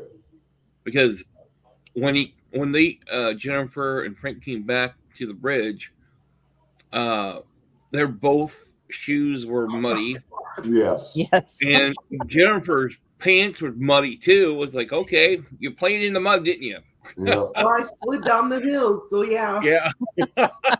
So, when I saw that, I was like, and then the person that sent it to me, I immediately got in contact with him, and I said, don't you ever pull a stunt like that again, because he tried to post the photos on our Facebook group, and I'm like, oh, no, you did not. No, you did not. Oh, yeah, people in our Facebook group were very confused because I put out an email right away stating, don't you ever. See, Grizz, thanks for joining us. And they're like, what photos? And I'm like, they've already been deleted. And see, I had a long conversation with Becky on those photos, and she agreed it looked like what we're talking about. But I pointed it right out to her. I said, look, I've got a problem with this one photo here. I said, something's just not right with it. Yeah. And I brought it to her attention. She couldn't clarify it was the actual item that was found. It belonged to one of the victims. And we talked about that. And it's hard to say. Kelsey's the only one who would remember that particular Item. what she found. Yeah. Yeah, Yes. that item, yes. Thank you, Hybrid. Thank you so much. And another thing that I've really come to the attention of and been putting pieces together with is you got to start back in July when I was in contact with Keegan Klein. And I was just basically being a big brother figure to him, giving him some advice on things that he needed to do. But I did make it very clear with him that he had everything coming to him that he deserved. And I said, but if you want to help yourself, and I was giving him advice on what he needed to do. Well, within a month, I'm not saying I caused this, but people had brought it to my attention that I could have. But what did he do? Asked for continuance for his trial that was supposed to take place in September. So what happened when right after he asked for that continuance? The river search started. Dirk Hayes got arrested again in Arizona. Okay. Right after that, you have Travis Trexler being arrested. And you got to mind yourself, all these people are all connected somehow. They know each other. Okay. Yes. And then after the river search is over with, you got Richard Allen's house being searched. Yes. Yeah. Okay. And then you got him being arrested exactly 7 days later.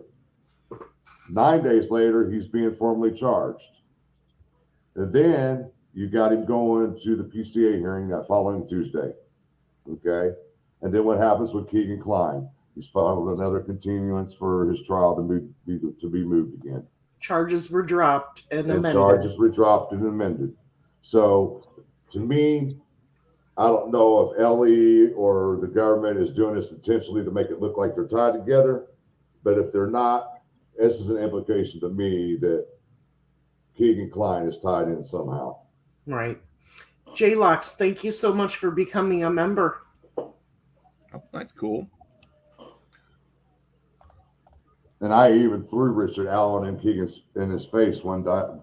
The last time that we put money on his books, I came right at him with it. I said, look, we know that you guys lived on the same street on 2nd Street in Peru at one point in time. I said, I know for a fact that Richard Allen lived in Mexico, Indiana at the same time your grandfather, Tony Klein's dad lived, Jerry lived in Mexico at the same time. I said, you might as well just spill the beans, dude. Man, he cut me off real quick after I brought that up. He cut me off real Frank quick. just kept peppering him with messages to use up that money so that he couldn't use it. Right. I sure did. Good job, Frank. He's contacted him since then, and we will not put any more money on his books. Nope. I'm done. You know, I tried to help you. It sounded like you might have taken my advice the first time, but when you come at me and accuse me of harassing your fiance, and I don't even know who your fiance is, and if it's the wife Lilith, I have never had contact with her on a personal level through chat, email, or nothing. I have. Yeah, and I got her ass about that, and I said, that's the reason why he's coming at me like that. He said, I was going to talk to you, but you've been harassing me of my fiance, so I ain't got nothing to say to you. And I said, you fucking with the wrong dude. Excuse my language, guys. Yes, Diamond Eyes. He can chirp from jail, and Frank was chirping with him. Yeah. Well, he is messing with the wrong guy, so he didn't know you, Frank. You know, and I mean, like I said, I tried to help the kid, you know, even though he was, like I said, he deserves what he's getting, but if he wants to help himself and not spend the rest of his life in prison, this is the time to do it. And that's basically what I was trying to tell him. If you got any information, even though you are not directly involved, if you know something, tell them something. They're just not going to drop charges like they did. They dropped the 5 possession of child pornography charges on him. The 18 amended, I don't know if they have amended yet because they really haven't updated his file through my case yet, so I can see what's been amended yet. Which is weird because right away, the first time it was amended. You know? Yeah. So Jumpin' Jack Flash says yes, and where does Trexler fit into all this? Good question. The Trexler incident all fits in because of his parents' house on Country Club Road. And that's allegedly the last location that the girls had contact with through somebody's phone from that location. Right. And wasn't that where Kagan's phone was pinging from during the time of supposedly? Yes, that's what they're yes. saying. Yes. Yep. So we think potentially, obviously, he left it there. Or he left it with somebody else, and Yes. they were using that location to use their Wi-Fi. Right. To make sure it looks like he was there, but he was technically To make not it look like he was there. Right. Yes. Yeah. It was Or done they- intentionally. Or unless the burner phone was used to log in at that Wi-Fi to get through the Anthony Shots account. See, this is the problem I'm having with this whole situation with the cell phone crap. Keegan Klein is the creator of the Anthony Shots account. We all agree on that, right? Even Yep. LE, it's been proven. Now, say, like me, my Facebook got hacked. And everybody knows this. Anytime that somebody had logged into my account from an unknown location that is not in my profile through Facebook, I got a notification.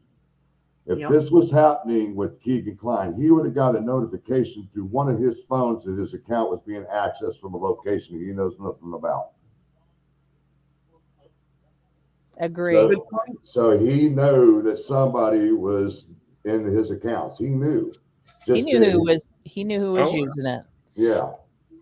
And I'm going to be curious once Kagan finally goes to trial. Two things. If he's going to be charged with felony murder for his involvement, and I know they'll wait to charge him till after his trial in order not to prejudice the jury for the CSAM trial. Right. And the other thing is, if his dad is going to, at the very minimum, be charged for his CSAM involvement. I agree. When there were two different vernaculars used, and it was obvious to the FBI, supposedly, that more than one person was using the account. You see, that's where they're having a problem. They cannot prove it was Tony, though. Even though Keegan admitted that, yeah, my dad more than likely had access. They can't prove it, though. Yeah. That's where they're having trouble, I believe, with Tony Klein. I think they're having trouble too, Frank, and that. But I think surely they can get him on one or two charges. I mean, come on, with the even that Alex Voorhees.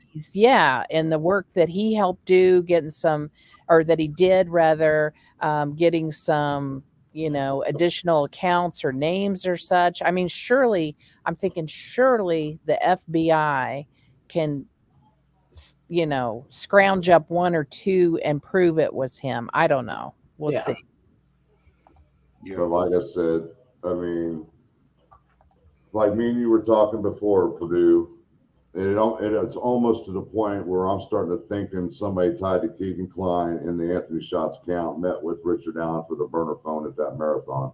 Yes. B. Yes. I agree. Mm-hmm. That's one of the many tentacles. Mm-hmm. Diamond, if you have two Facebook accounts, but you've never applied to Facebook before, you need to contact Facebook because somebody's using your information. Yeah, exactly. Yep. Somebody hacked your account. Well, he or she doesn't even have an account. They never applied for Facebook. I never applied. Oh. And that's So typically a somebody family can- member or a friend of people that do that kind of crap. So, but otherwise, I mean, we had a good conversation tonight when it comes to Delphi and all the other cases, but, but I do see the prosecutor is going to, honestly, Purdue, they better have the ace of spades in discovery. Yeah. When it comes to Richard Allen. I'm being cautiously optimistic that they do. Because what's going to happen. The defense it's all going to be about Ron Logan. We already know that. Yes, and unfortunately, I have concerns about the way evidence was taken out of the house. If the reports are true that things were used that were not considered sterile, Right. and strict police protocol on handling evidence.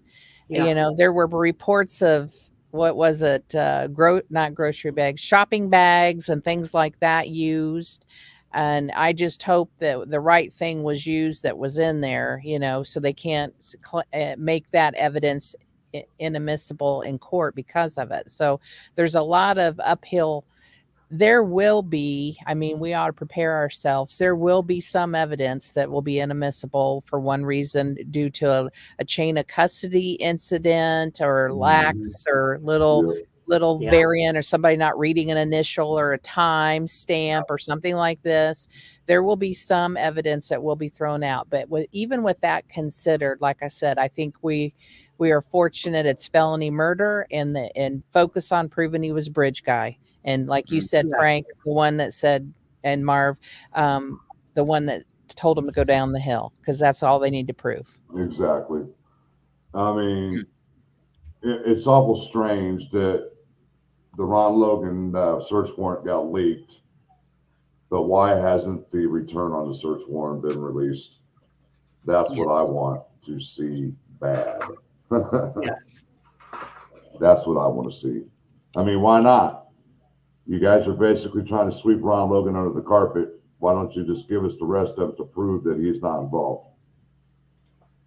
No, Unless he you could know that, unless they know he was involved, they finally figured out that he was involved all these years after the fact, and they're trying to keep it quiet until trial. Because you got to think about this: the I-70 killer or the I-65 killer here in Indiana. You got to think of it this way. I'm sure they had leads on this guy for many years, but they had no evidence proving it was him until after he was dead. And they did that by genealogy, DNA. Well, like the defense lawyer says, the prosecutor pulled out, there's people we still need to look for who worked with Richard Allen. But was that? But then you got to think of it this way again. Could that be a ruse by the prosecutor to drag his feet for this case? Now, if he's going after a certain person, if he believes Ron had something to do with it, he's got to come up with something showing that it was linked to Ron and Richard that day somehow. I look at situations. I mean, it's more looking like that he more than likely discovered the bodies and tried to cover his tracks because he knew that he was going to get looked at immediately because they were found on his property. Agree. And I think there's probably some truth. There's some fire and smoke when the initial rumors of some cleaning agent that was used that destroyed some evidence potentially. And I think they found empty containers on RL's property, and there's rumors of that, and that kind of connects him trying to cover it up. And then you got the rumor about allegedly one of the LE lost a fingerprint from the crime scene. Yes. So things like that. I'm just like you, Purdue. I pay attention to everything that goes on with this case. Yes. If it's just a rumor, I'm calling my peoples immediately. What are you hearing? Are you hearing this? Things in that nature. And then I report to Marvin. Now she's trying to work with another contact that she had been working with back in October, right? Yeah, it was October. Yeah. So she's trying to work with them now. So, well, the more validation that we can get, the better. And I applaud you and Marv here again for taking the high road and only if you can validate things and then you report them. So it just provides the street credibility and the credibility for your channel. And you guys do a great job with that. And then adding Randy in as a guest and his knowledge and expertise when it comes to Delphi has been fabulous. So thank you guys for everything you do and have done for the the case. And Randy, I don't know if you heard the other day, Mr. Steve even acknowledged your help in him getting started. He gave you credit for that, on his show. And so anyway, thank you all three for everything you've done and continue to do with moving this case and keeping it in the spotlight and reporting the facts as they are and as we know them, each day. And thanks for having me on. This was fun. I appreciate it, Purdue. I appreciate you coming on. I mean, absolutely. Like I said, with our discussions, I started to realize, hey, me and her start to see the things in the same light here. Yes. So when I saw you in the panel, I was like, let's bring her on and let her talk for a little bit. So, thanks. Well, it's nice to get a different perspective and get more people on here to talk about their opinions and how they're seeing the case and stuff. So we appreciate you coming on. Oh, thank you, Marv. Appreciate you. But once again, I appreciate you coming on, Purdue. I'll be contacting you in a few days or so when something comes about. Okay, so. Same here if I hear anything. Thanks, you guys. All right, hon. Thank you. Talk to you later. Good night. Bye. Bye. All right, guys, we're at the 2-hour mark. It is 1 o'clock in the morning. I know Marv's off tomorrow. A lot of people will be off tomorrow, but I'll tell you what, man, it's been a long weekend when it came to New Year's and things in the nature. And I'm definitely going to sleep in and take a day off tomorrow. And I think Marv needs to do the same thing. So, and Randy, I know you need to get over your sickness, man. Yeah. So, Thomas is getting sick too. So he said he was getting sick too. I reached out to Thomas, but he never responded back to me. But I hope you gave him that information, what I told you today about how we well out there. Today, like I said, what they did today, especially where the second tree where the girls were, they took the drone down there. So it's going to be surprising for all of us to see what we're looking at the crime scene where the girls were and see what people say, what that's up. And I'm still having a hard time with the escape route. I still believe the escape route would have been either the cemetery or Wilson's Bridge without him being seen. Wilson's Bridge is too far. I actually went to Wilson's Bridge. It's way back there. The cemetery is the fastest way, and that's why that detective I talked to, he said, I agree with you, Randy. He went through the cemetery to escape. That's the fastest route. It would have been to get to 300, yeah. And then it's going to make me wonder, it's almost made me wonder if they do have him on camera walking 300 from the hardware store. And they're not. It's one of the pieces they got his car on there, so they even got him in his car on there. Yeah. So, but it remains to be seen. That's why I keep an eye on everything daily. And if it's something we ain't heard, I'm into looking, making phone calls, trying to collaborate things, trying to verify things. So you guys just be patient with us. And yes, we will continue to work other cases. As the Delta case moves along, it slows down a little bit. I will be reporting each time I hear something, and I will be attending the bond hearing, guys. So more boots on the ground for this case when it comes to our channel. Yeah, our channel's going to grow. It's going to expand, and that's good. So we're going to, one of the things that we learned this last year is we make a difference with missing people. Yeah. So we're going to start focusing on missing cases and making sure to get the word out there on those. And we've got a list of cases that we're going to bring to you. So just be patient with us. I know you guys like to see us more than once a week or whatever it is, but there are times that it's almost virtually impossible with her having a full-time job and me trying to do research, and then both of us trying to put a live together. To be honest with you guys, me and her fly by the seat of our pants because we've got so much information in our brain. We really don't need to put a skit together because we already know what we're going to talk about. We know our answers. We basically know what people are going to ask us, and we're ready for that. Yep. So, but you guys going to have to be patient with us. I know you want to hear more about Delphi, and believe me, I'm on Delphi. I'm not going nowhere with that. So If you are not part of our Facebook group, become a member, because a lot of information goes out into that Facebook group throughout the week. yeah. So, but once again, guys, like I said, we've been on here for over 2 hours now, and I know there's still people that have to go to work tomorrow. And we're going to go ahead and cut this live short. Randy, much appreciated you coming up and hanging out with us. Once again, Mr. Purdue RN, thank you for coming in and stopping by. And everybody in our chat, we love you. Thank you for coming in. Oh, our merchandise website.